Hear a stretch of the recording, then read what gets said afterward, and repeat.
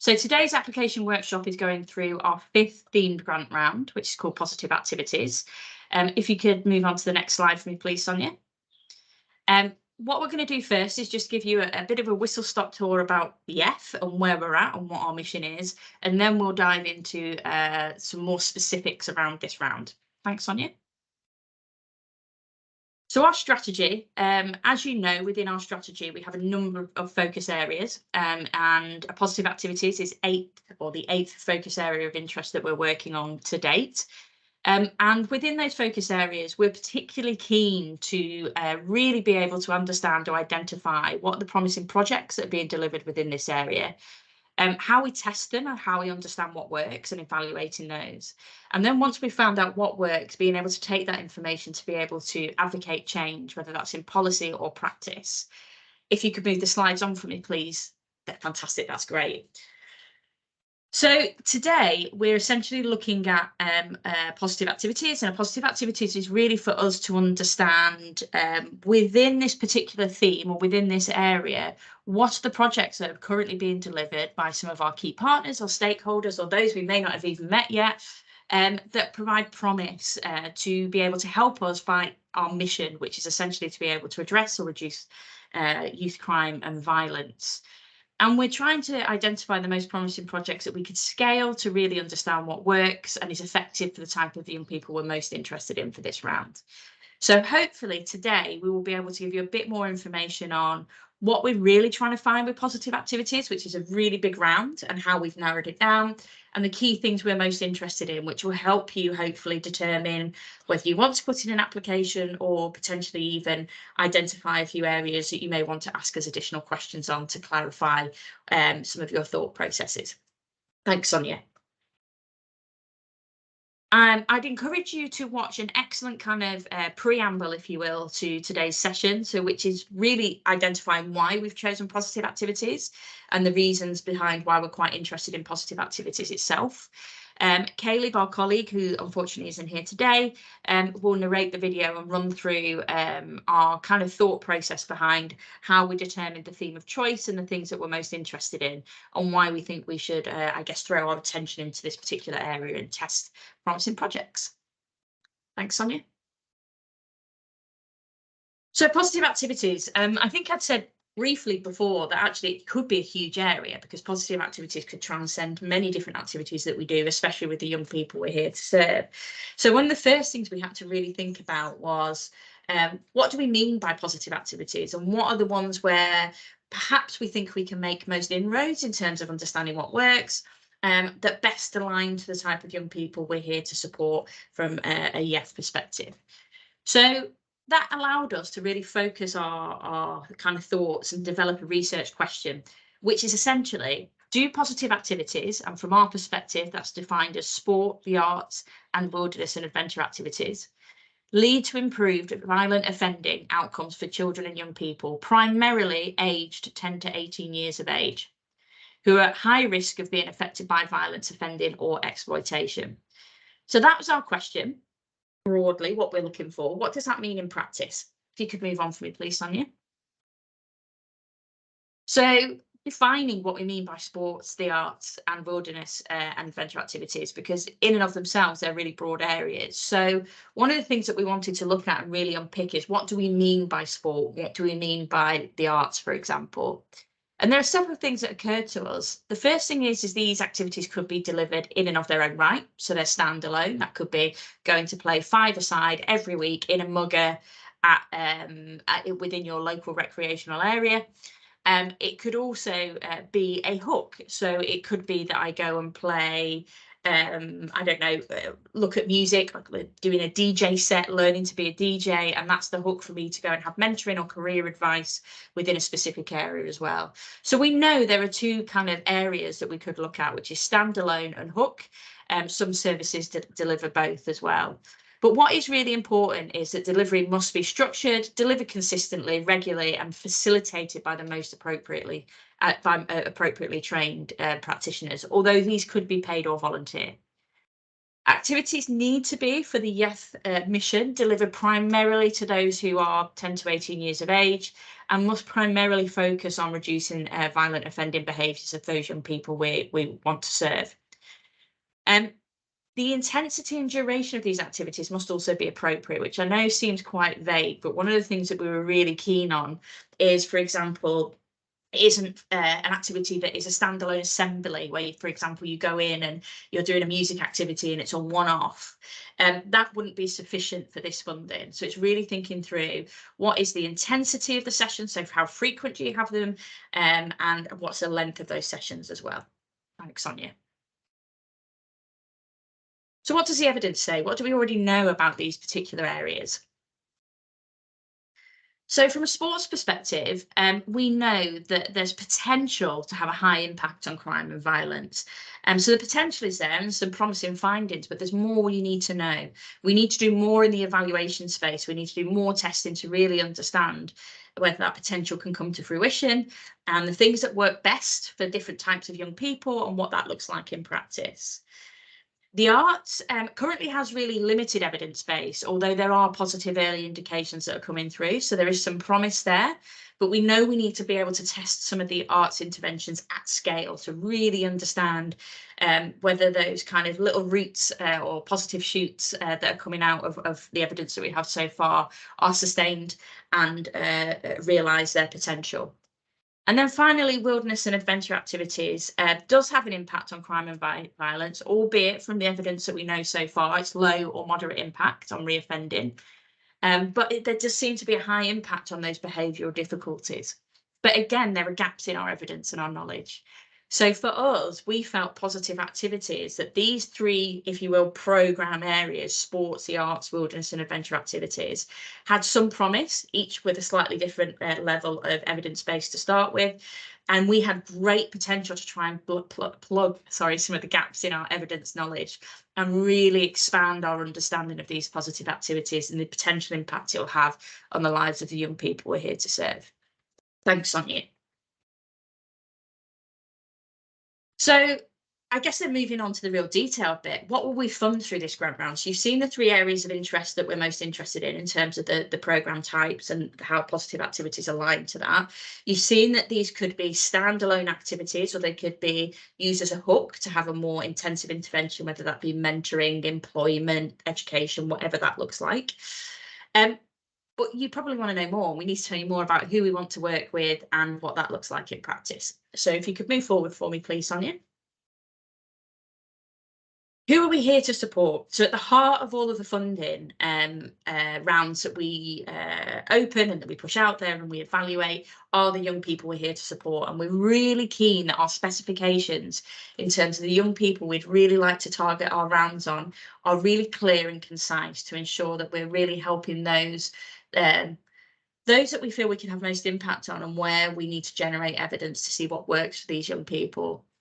So primarily, as we've said, young people need to be between 10 and 18. Well, I guess there's two broad groups we're really looking at. So the first one is, are they already involved in the youth justice system, either in custodial community-based settings, or they're considered at risk of involvement in youth offending. And this could be due to several things. Individual of familial, I always struggle with this word, individual or family or generational reasons, okay, often referred to as youth violent kind of hotspots if you're looking at geographical areas, and also being affiliated with groups involved in crime, violence and trafficking, which can often be called gangs, although we try and move away from that terminology because we know that terminology isn't necessarily all encompassing or fit for purpose. Young people who've been excluded from school or have been affected by serious violence, criminal or sexual exploitation. Now that can be either as predators or victims because we know the links between both of those areas and our potential outcomes that we wish to change for young people as well. I would just say when you're working through your application or deciding when you go for this funding round, really think through the type of young people you'd like to support and understand how they align to the young people we've outlined in terms of those that we really want to fund as part of this grant round, because that is really important to us. Thanks, Sonia. Already mentioned that we can look at standalone and plus type interventions. Particularly, this is the case for sports and the arts. So looking at sports, the arts, wilderness and adventure activities in and of their own right. And then sports and the arts also having some kind of additional plus element to them. And that is, for example, looking at additional support like life skills training, it could be therapies, it could be education, it could be a myriad of different things, but it's additional support as part of that hook. All of these must be delivered for up to 24 months. What I would say is, as an organisation that's working hard to be able to plug the gaps in our knowledge as quickly as we can, it's really important to us that we have high quality projects that are delivered well, but we will always challenge ourselves and others to understand what is the minimum amount of time that these projects could be delivered in to ensure we could try and understand maximum impact for young people. And that's important because we really want to use any evidence that's generated from our evaluations or our wider research to really change practice, used to inform policy, and we can only do that if we try and challenge the speed at which we work in the most appropriate way. Thanks, Sonia. So if we go in terms of our specific outcomes that we're most interested in, I'm not going to necessarily define these per se, because in the slides you'll see there's a link here, and if you go onto our website, what you will see is our outcomes framework. I would really recommend you go onto our outcomes framework and read through the outcomes in terms of their definition and what they mean to us. And these are specific to YEF, so we do understand that some people will have slightly different definitions against those outcomes, but these are designed for us.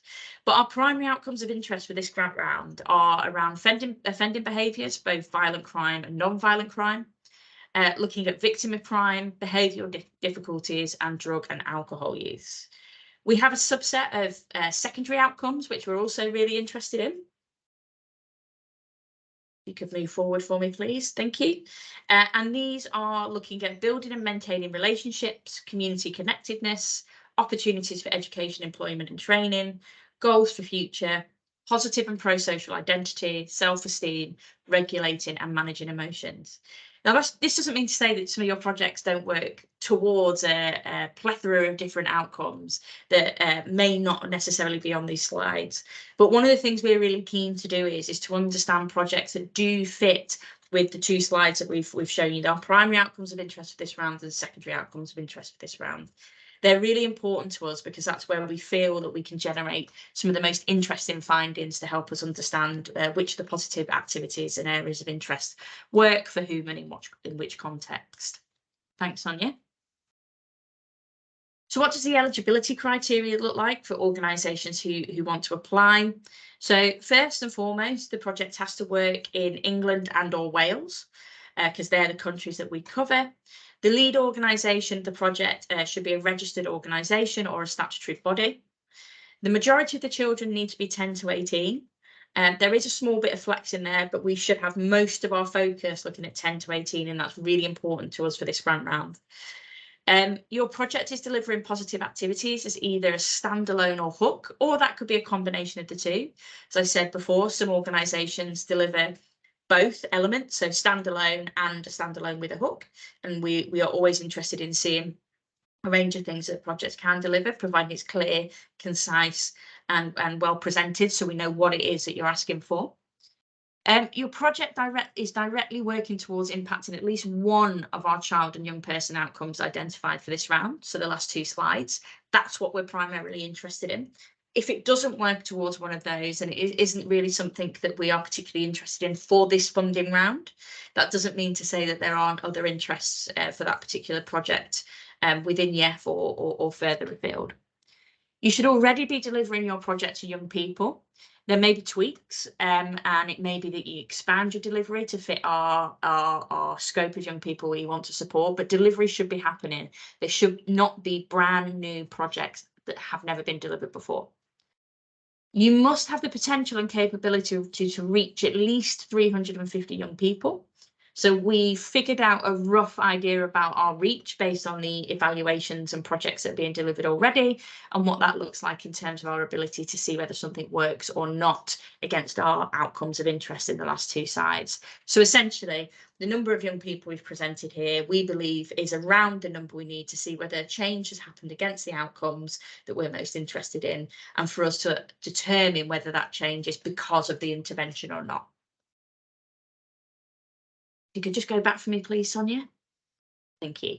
And then finally, being committed to working with an independent evaluation partner chosen by us is super important. One of the strengths of YEF is the fact that we have this independent evaluator panel that sits on our panel through after coming through a competitive process, and are a group of experts that we're able to use in commission to be able to help us really evidence what works within this space. Thanks, Sonia. I'm going to stop there for two minutes or so and open the floor up for questions if there are any. Tanya, was there any in the Q&A at all? I think we've had a couple in the Q&A. I'll just verbally reply to one from Deborah there, who asks, when you say be able to reach a minimum of 350, does that include the control group? And I'm going to go over this in an example later, but just to confirm, yes, it does. So that would be 175 children and young people who are continuing with services as usual, which we'll come on to later, or business as usual, it's also called, and 175 who would then receive the project, which is being evaluated to allow us to compare. I've got a question that's come through here, Sarah, from Molly, who asks, are organisations applying as a partnership welcome? And I think our response to that would be absolutely yes. YAF is really keen on partnership workings, whether that's with a local authority, another charity. We've had lots of examples of that, haven't we, Sarah? So, you know, that would be a strong yes. Yeah, definitely. And I think there's a strength in partnerships as well. Often we see when we have to reach the numbers we need, we would recommend working in partnerships, and some of our strongest bids are from partners. What I would say is there always has to be one lead organisation, because we will work with the lead, but I can't think of, there aren't many organisations we work with where it's just themselves. Most of them are partnerships in and of themselves. So yes, we would absolutely be delighted to take applications from partnerships. And another question that's come through, Sarah, is can a project combine two programme areas, for example, sports and arts? So they could do in principle. So there are things that we could look at. There would have to be, I would say the big thing for us is to be clearly defined in your application what your offer is and what that looks like in practice.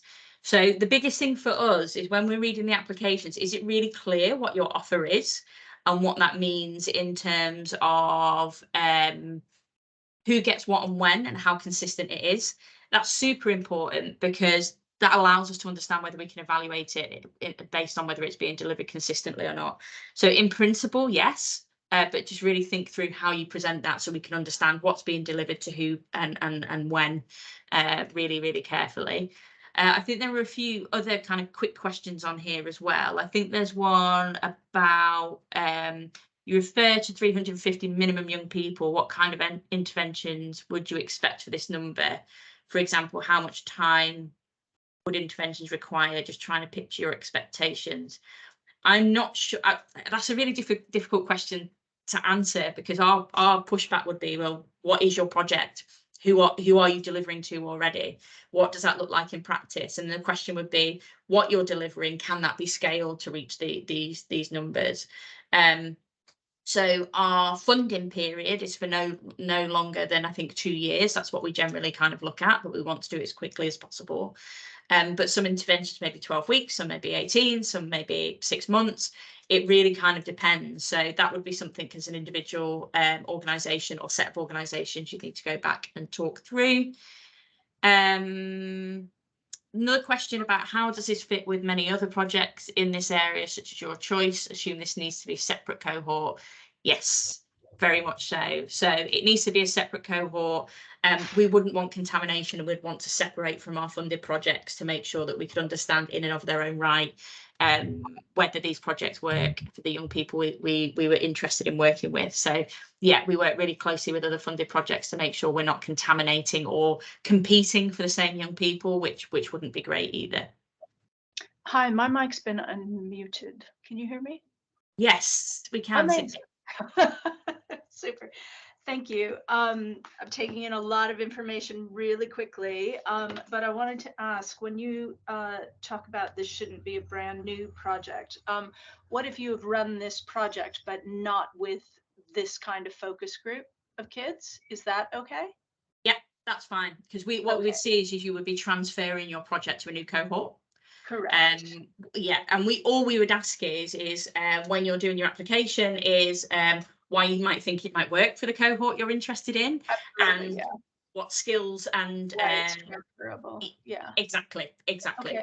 And then could I just ask, could you just talk about the 350 number again? So are you saying that that over the 2 years that we would need to work with 350? So yeah, so Tanya's going to come onto it shortly to show you a nice little diagram. But essentially, Sydney, if you think of how YEF work is, we have what we call a study sample, which is everyone who could be eligible for our funded project and evaluation. Right. And then you have half of our preference is always to do a randomized control trial. So Tanya will go into that. So of that 350 or circa 350, half would go into the intervention, which would be the delivery, for example, of your project, and half would get business as usual. But what we need to know is that the project can access that study sample of 350 for us to be able to do that split, if that makes sense. That does. The final question around this is when you talk about minimizing the time of delivery because you want to challenge the speed with which that you have been working at, one of the things that sort of rings alarm bells with me from having worked with kids like this before is that it's the depth of the work that actually impacts these kids and really makes effective change. And so how are you squaring the kind of evaluation and research potential with the idea of doing quite a broad cross section, a broad group of kids for a short period of time? Yeah, like I guess how is that going to actually give true reflective results? Yeah, I mean, everything we do is based on our understanding of potentially what works in terms of length of time. So some of our projects could be anything from, I think our shortest is 6 weeks, which is grant round one, a grant round one or diversion grant round, which looks at therapies. And some are much longer. Some are like 18 weeks, some are 6 weeks, some could be like 12 months in terms of one of our other grant rounds. What we ask is you are the custodian of how long your project should be. Let's say it's 12 weeks, okay? Let's say it's 6 months that your delivery is. What we try and look at is how can you scale up quickly within the 2 years that we're prepared to fund it, or does it have to take 2 years? Could we do it in 18 months if we gave you the right support to reach those numbers? Now that's super important to us because we're a What Works centre that has an endowment for 10 years. We've got 6 years left. Right. So we're trying to make sure that the projects can be delivered well and we don't massively impinge on what projects believe works in terms of timeframes, but equally we're trying to expedite the evidence so we can make an impact within the area of supporting essentially the young people that we're here to support as well. So it will be a bit of a trade-off. And the reason I say we want you to think about timelines is I've been the other side of the fence with a project from project perspective and going for funding. And if it says we will fund up to 3 years, I would always go for 3 years because that's what I would want for an organisation. What we're asking people is, does it really need to take you 3 years? Could you do it in 2? Could you do it in 18 months? Could you? So that's what we're asking people to think through rather than concertina in, I guess, your delivery, which is probably what I think you thought I was saying, maybe. Yeah, it was just my concern.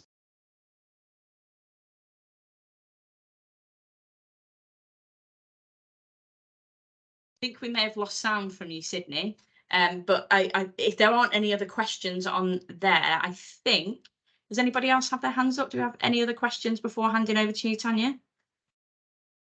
We do. We've got Sarah Walker. I'm not sure if you're able to unmute yourself, Sarah.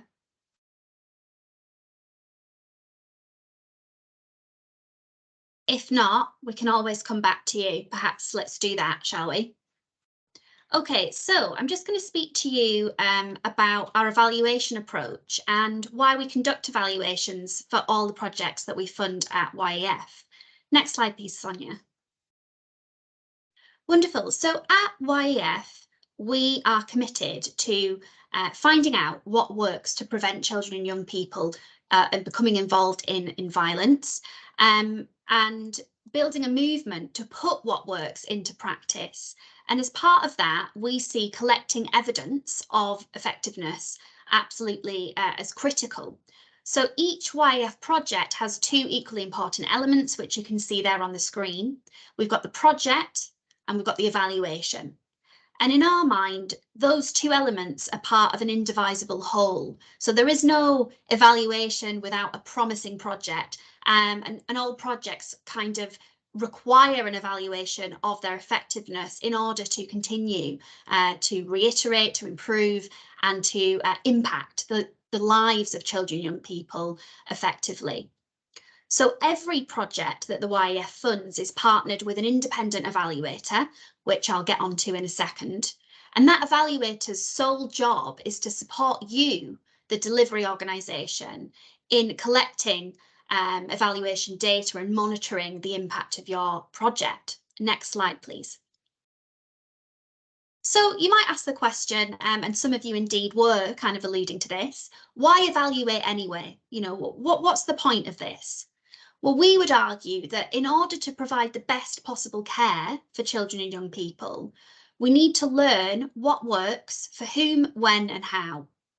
In other words, we believe these children and young people, who as we know are the most vulnerable in society, deserve the strongest scientific evidence to actually prove that something works and therefore should be further funded.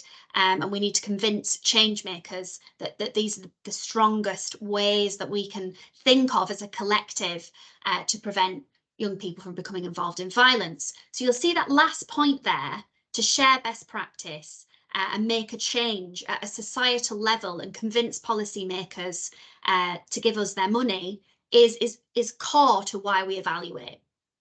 But why else might we evaluate? We've got numbers of interventions that are already being delivered, but the truth is that very few of these projects actually have been rigorously evaluated.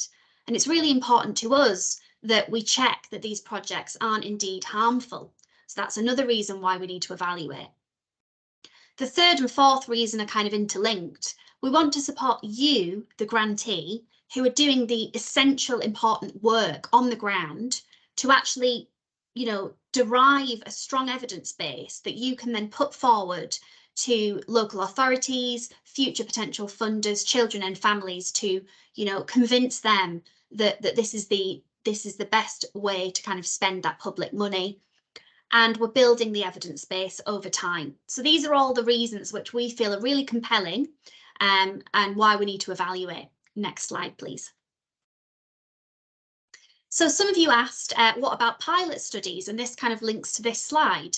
So what you can see there on the screen is the 10 steps to evaluation from our colleagues at the Early Intervention Foundation.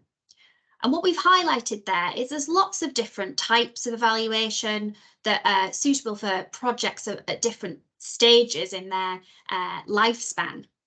And what we've highlighted here is, for this particular pot of funding, we are looking for interventions which are already being delivered. They're not new.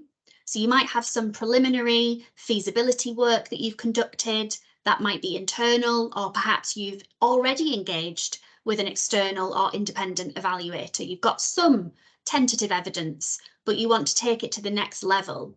That means you might want to take it to a pilot study, or you might have already conducted a pilot study and therefore an efficacy study is most relevant. But what we really want to highlight here is we're interested in those projects which are already in delivery, that already have some sort of theoretical model underpinning them, and are ready to take it to the next stage. Next one, please, Sonia. I think there's a little arrow. Oh, if we go back slightly there. Excellent, thank you. As you'll see, that little arrow that's been added there, there is one exception to this rule for this funding round, and that is projects that are delivering in a youth custody setting. Why is this? Well, again, there's a number of reasons which I'll highlight later, but we see the youth custody population and setting as being particularly new. We've not conducted a huge amount of evaluation in that space, and so we would expect any project applying in that setting to be a feasibility study. Thanks, Sonia.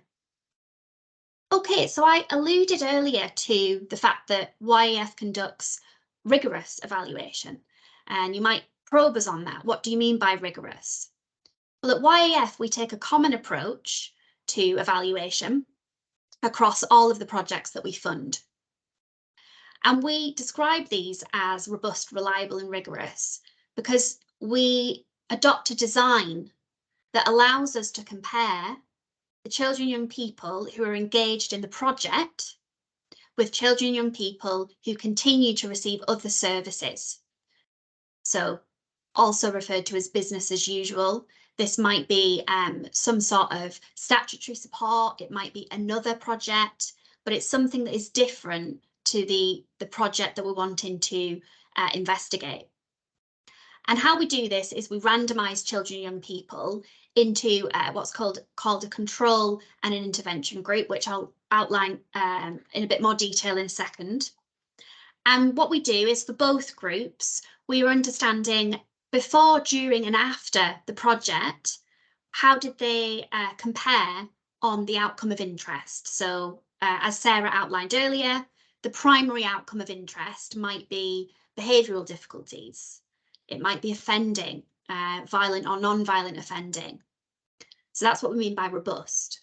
How do we measure the outcome? Well, we do that in a reliable way using standardised measures of outcomes with proven validity with this specific group of children and young people.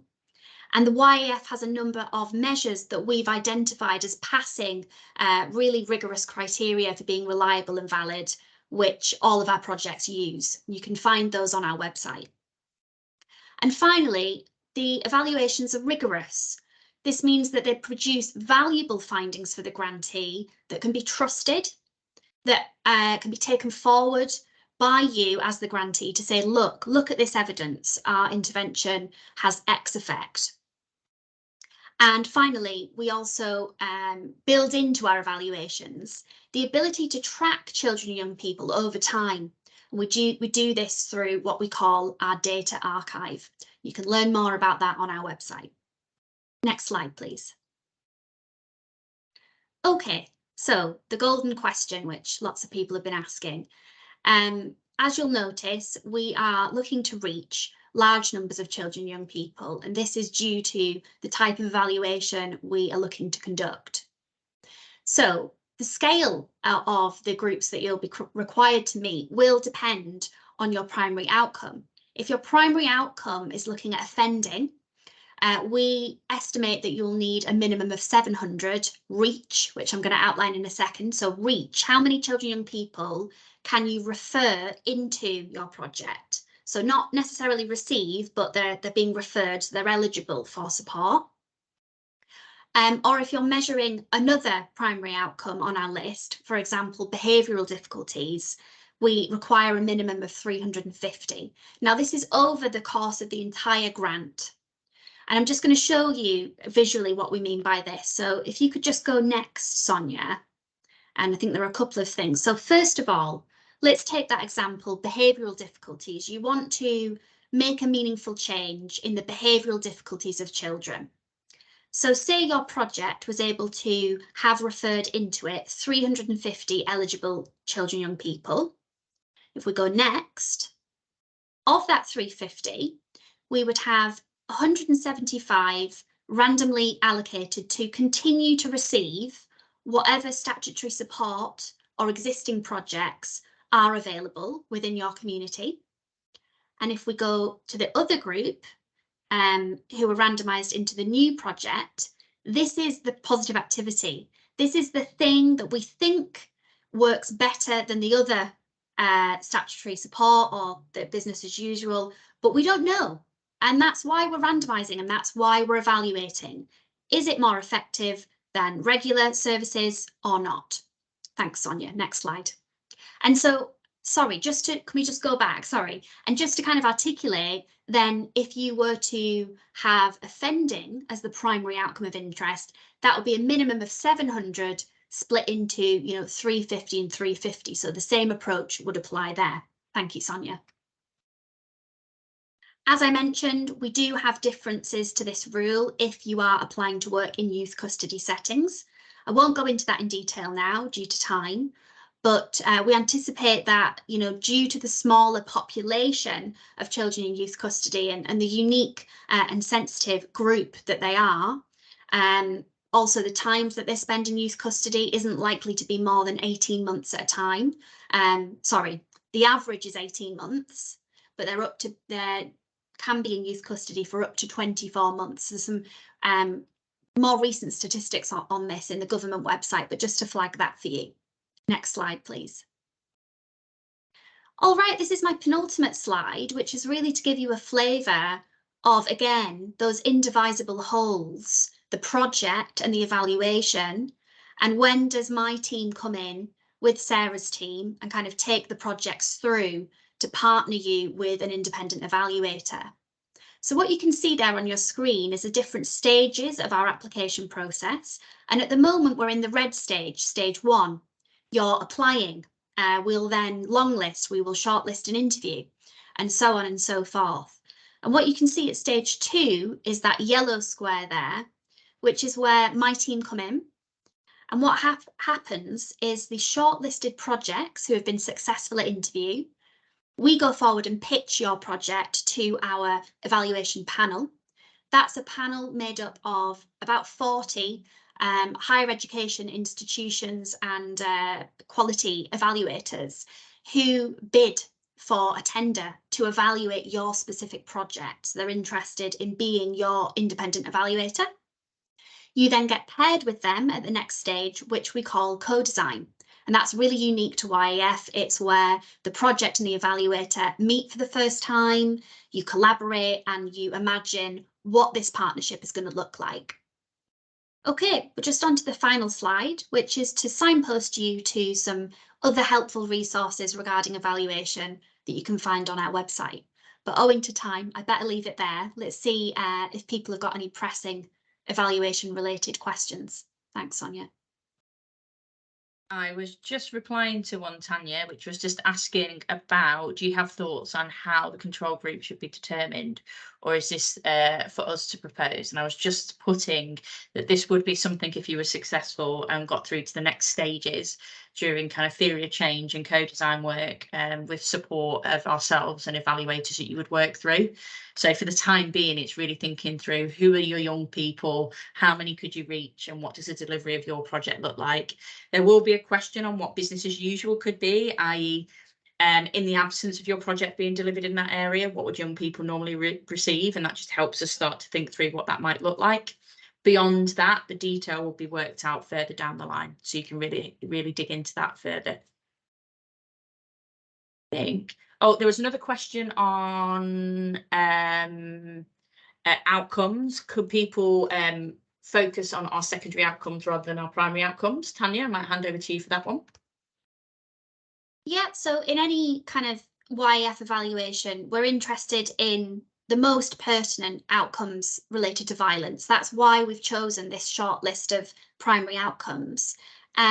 So we need projects to be targeting one of those. So whether that's behavioural difficulties, violent or non-violent offending, drug or alcohol use, etc. But you can also identify one or two secondary outcomes, again from a short list, which we believe to be the most pertinent to positive activities. So things like boosting self-esteem, opportunities for education, employment or training. You can choose, I think it's up to 2 of those. And again, that's something that will be refined with the evaluator during co-design. If you were to imagine on one side of the kind of flow diagram, you've got the project, then you've got on the other side, the primary outcome. Does the project cause a change in that primary outcome through a secondary outcome? So Is it that through engaging in football, you increase self-esteem and therefore reduce behavioural difficulties? Let's test that in an evaluation context, and you could just move that around with any of the outcomes, secondary outcome, primary outcome, and that's how that works. So I hope that clarifies things. Thanks, Tanya. Just a couple more to work through around, is the evaluator local to the project that is being delivered? We already work with an external evaluator, so could we input into the evaluator who might be paired with us? We will always take on board people's feedback. We have a panel. Our panel are independent. They sit on our website, so you can see who they are. We will always take on board people's thoughts, but ultimate commissioning would sit to us. But we are always open to hear experiences of others. So hopefully that gives you some insight into there. Another organisation says that they have the reach, but they're more kind of farming type activities. Would that be considered under our outdoor activities and adventure activities? Tanya, do you want to take that one? Yeah, sorry, Sarah. So the question was, Would that count, given the fact that it's farming?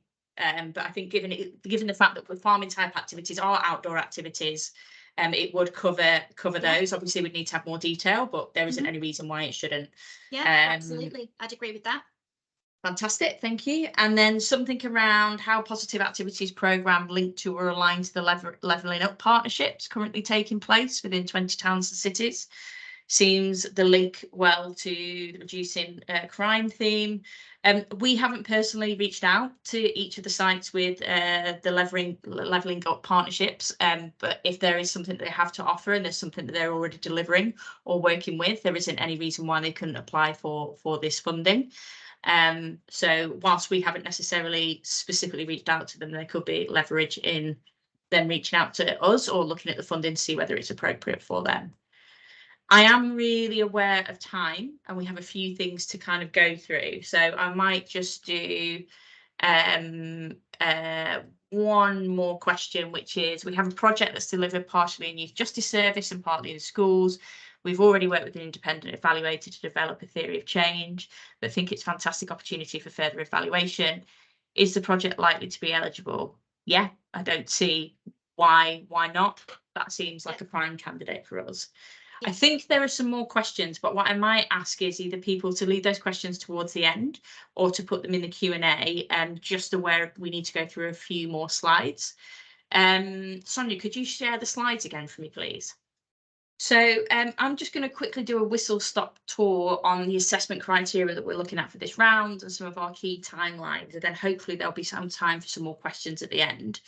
If there isn't enough time for questions, we do have our grants at youthendowment.fund.org web or email address, sorry. So please do respond to us on there if you need anything, or it may be that Tanya has a little bit of time after this session to stay on. But if we're not able to answer your question, please do reach out to us there. So we have 7 assessment criteria that we will be assessing applications against, and broadly into 2 buckets. One is a well-planned project and the other is strong evaluation potential. Thanks, Sonia. So what does a well-planned project look like? There are 4 key criteria that we're interested in for this round. So it's a worthwhile outcome. So have you chosen one of the outcomes that we are most interested in? And you've seen those and we've listed those. The next one is able to deliver to achieve proposed outcomes. Does it seem feasible that what you will deliver could lead to those outcomes? Could those outcomes be achieved with the delivery that you propose? That's really important because sometimes there are outcomes that are disconnected to the activities and it doesn't seem possible that those activities would lead to a change in those outcomes. And also this looks at capability of being able to deliver at the scale that potentially we would want people to deliver at as well. The next criteria is able to engage the right type of young people. So it's, are you able to reach the young people we're most interested in? So what's your track record in that? Do you have partners who can help you with that? If it's a new area in which you're taking your project, how do you intend to work and engage with those young people? And also identifying some key things that would be of interest to us. We know the young people we are here to support inherently find it difficult to regularly attend to some sessions. They have challenges sometimes that can mean that engagement or intensive engagement in some of the stuff that we deliver can be difficult. So we're always interested in hearing what your mitigations are for those and being able to support young people through some of those challenges. Able to deliver at the required scale. So how do you intend to scale up? If you're working in partnership, how does that partnership function together to ensure that you can appropriately reach the numbers that you need without it being too much for your organisation or partnership to manage? And have you got a track record in delivering to those numbers, or working with partners that may be able to help you do that? So they're the kind of 4 in terms of a great plan and our ability to assess a great plan. If you then move on to the next assessment criteria, or bucket of assessment criteria for me, please, Sonia. So the next criteria is strong evaluation potential. So we are here to be able to understand what works, which basically means we will only fund what we can evaluate and learn from. So a big part of our assessment criteria is being able to understand what's the existing evidence for what you propose to be delivered. So that could be prior evaluations that I think Tanya went through before. That could be some theoretical underpinning from academic research. That could also be from some grey literature as well, which basically identifies why do we think the activities that you're identifying should or could lead to the change that we're most interested in.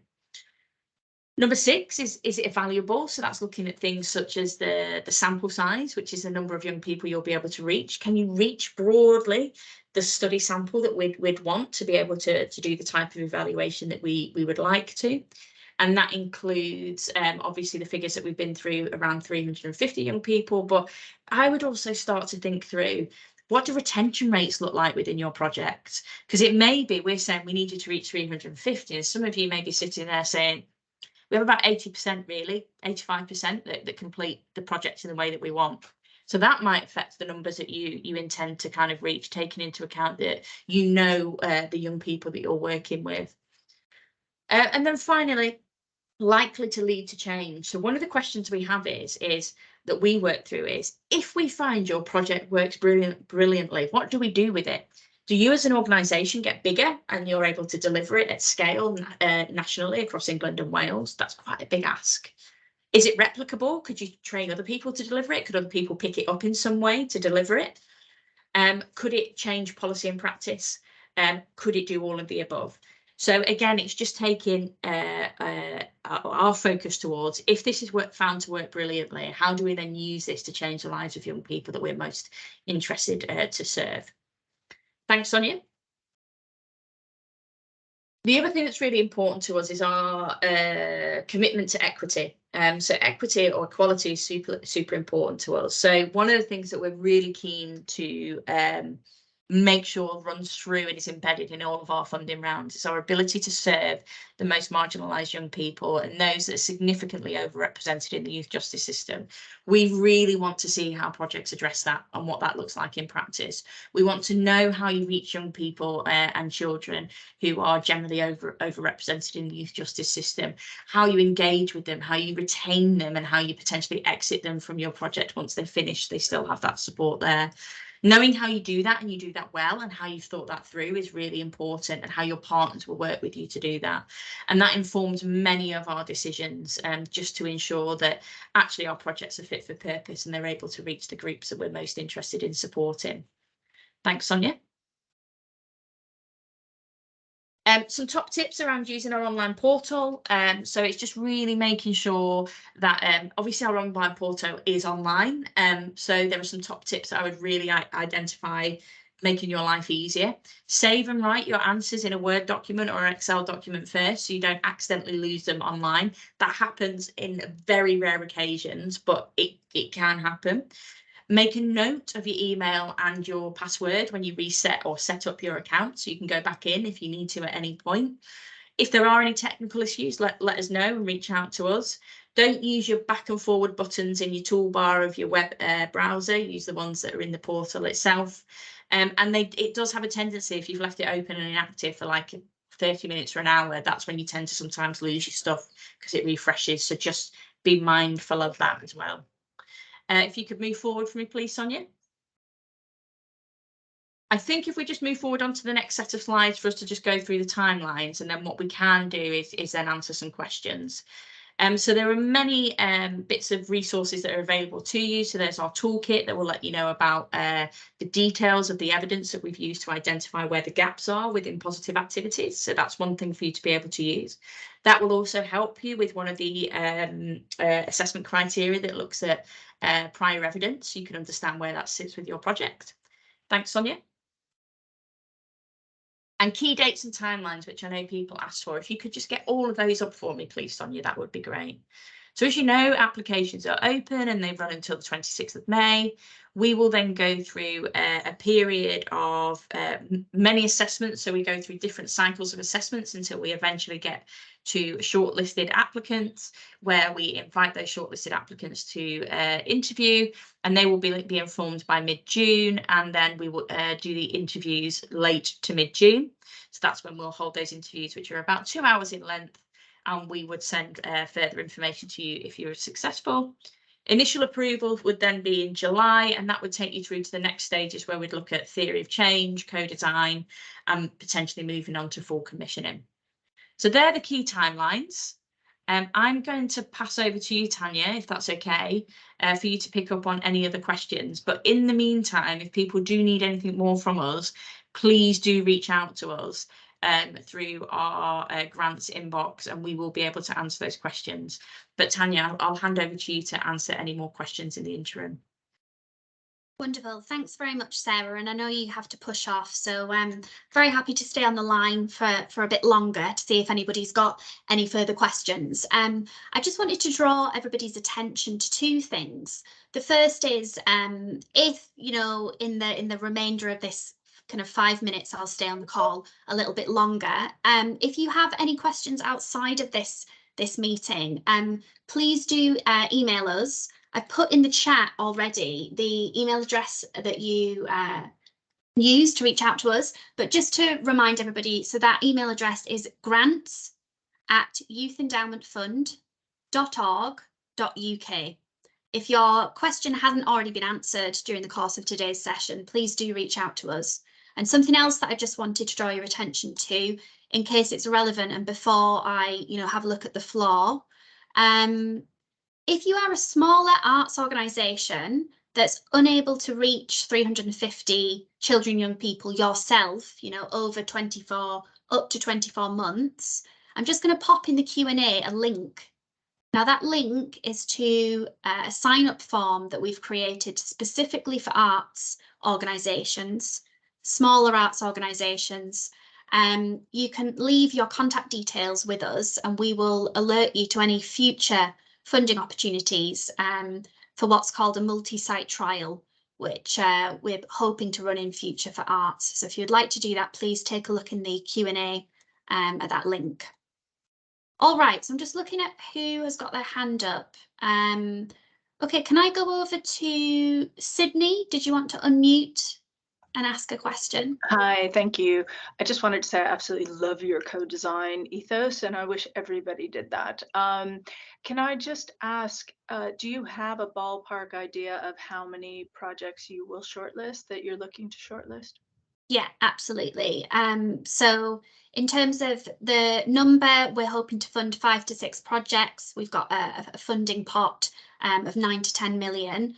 The number of projects we would shortlist would really depend on the amount of applications we get. We do long list and shortlist. For interviews, we probably hope to interview no more than 15 projects. So I hope that answers your question. Okay. It does, thank you. Yeah, okay, thanks, Sydney. Thank you. Okay, Adrian, can I go over to you? Are you able to unmute yourself there? Hope you are. Just having a look in the Q&A for any questions that are coming up as well.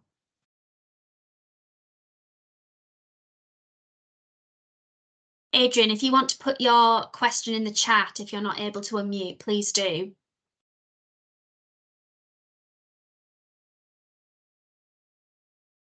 Will there be a recording of this available? Yes, there will, and that's a very good reminder to me. Pip, I think it's Pip. If you would like to, well, we're going to share the recording of this session today. We'll share that with the attendee list. If you are not used to using Teams, could I ask you to please put your put your email address in the Q&A. Let me just start a discussion. Email addresses here. There we go. If you could just add your email addresses as a reply to that discussion post, we'll make sure that you get the recording. There is also a recording available on YouTube of our last applicant workshop, which I'll just share with you now in the chat. Any other questions? I don't know, but if I'm the only one that can't access the chat for some reason, there may be others. But so can we email you to ask for a copy of the presentation? I think, Sydney, if you look at the top panel of your Teams, you should see a little icon that says Q&A. Are you able to see that? And then there's a... I think it's because I'm on the browser, not actually in Teams. Okay, no problem. Yeah, do email us and we'll make sure you get the recording. Thanks. Jake, would you like to unmute and ask a question?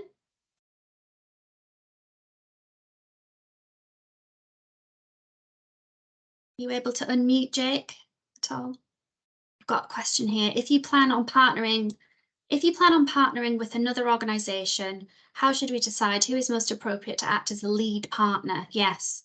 In your case, you're an intervention working in the countryside. We're considering partnering with an academy chain in a city, geographically deprived area. Okay, I mean, in terms of who'd be best placed to lead that application, that is really down to your professional judgment. On the one hand, you know, if there's a clear kind of umbrella organisation that brings together all of the different kind of settings you're delivering the project, they might be best placed. Perhaps it's you as the convener. If you're a charity, you might be the best place to lead on that. It really depends on capacity in terms of capacity to deliver, to work with YEF, who has the resource or who could recruit the resource if you were successful to deliver the project. So I'm thinking, for example, you've put an academy chain there. We know that, you know, school academies are hard pressed, aren't they? It's difficult times for schools. So perhaps they wouldn't be best placed to lead on that just in terms of resources and constraint. However, it's really up to your professional discretion. So I hope that helps. Sorry, Jake, I've just seen you can't unmute, but hopefully that answers your question. All right, I don't see any other hands raised. I've provided the grants email address. If you've got any outstanding questions, please do reach out to us. But otherwise, wishing you the absolute best of luck if you do apply, and have a lovely evening. Thanks so much, everybody. We'll be in touch. Thanks now. Bye.